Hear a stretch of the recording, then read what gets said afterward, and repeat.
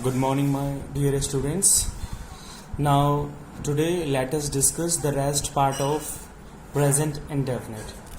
As yesterday we started tense, and I told you something about tense, and yesterday I was making understand the use of present indefinite. So, let us discuss the rest part of present indefinite.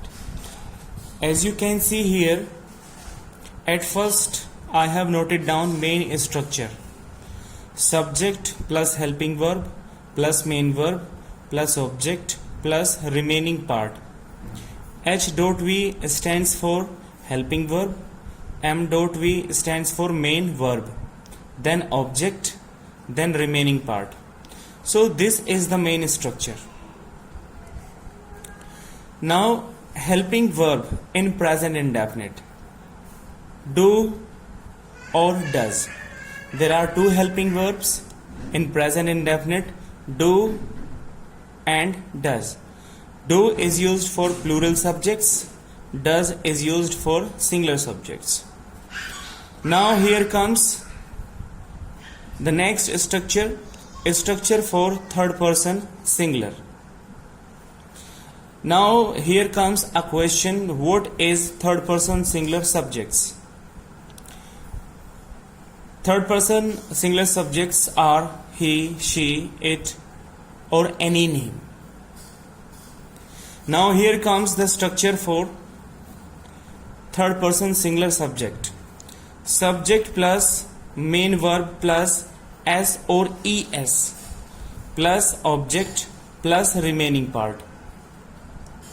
So in present indefinite, when the subject of our sentence is the third person singular, that means it may be he or she or it or any name. So when our subject is he, she, it or any name, then always we use s or es with main verb, then object, then remaining part. So this structure is for positive sentence, assertive sentence. Here I have given two examples. He plays cricket in the ground. As you can see here, I have used s with play because play is main verb here. So it is very necessary to use s because our subject is he. Then we are supposed to use s with play. He plays cricket in the ground. That means जो ही है वो ground में cricket खेलता है. That is positive sentence. Next, she teaches maths in this school. Again you can see here main verb is teach. So we have used es. So this is the main verb and our subject is she, that is third person singular. So in this case we people are supposed to use es with main verb. She teaches maths in this school. That means she इस school में पढ़ाती है. Now next, here comes negative structure. That is subject plus does not plus main verb first form plus object plus remaining part. Here I have given two examples. First example: he does not play cricket in the ground.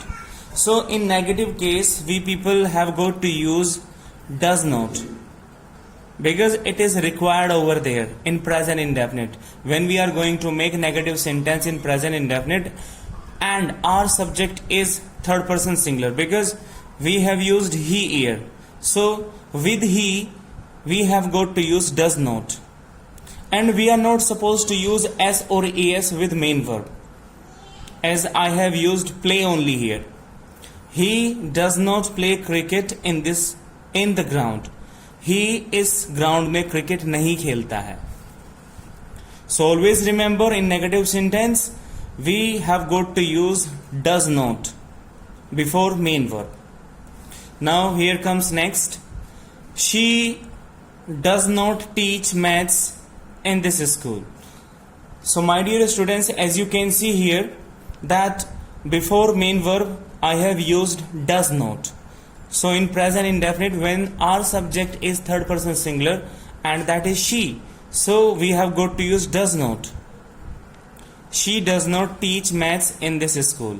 She इस school में maths नहीं पढ़ाती है. Now let's get continued.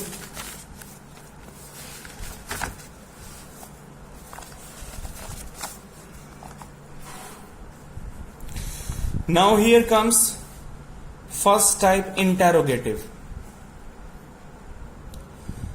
I have used a structure here, does plus third person singular plus main verb first form plus object plus remaining part. So I have used two examples here. I have given two examples here.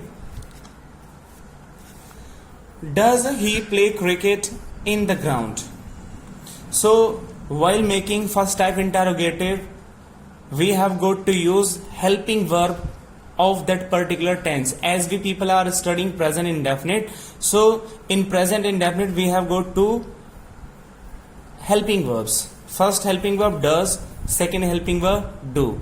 So when our subject is third person singular, third person singular subjects means he, she, it or any name.